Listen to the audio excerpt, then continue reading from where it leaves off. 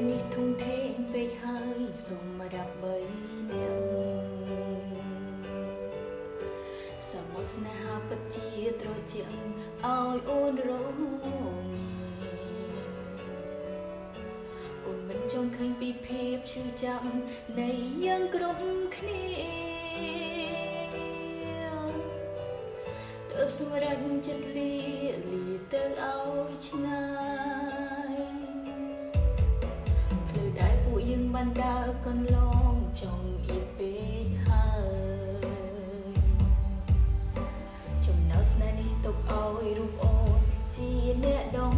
ស្រាយមើលថែរូបនាងឲ្យល្អណាបងទើបអូនសប្បាយសូមឲ្យអូនឃ្លាតឆ្ងាយទាំងចិត្តស្រឡាញ់អូនសុំដកខ្លួនចេញហើយស្នេ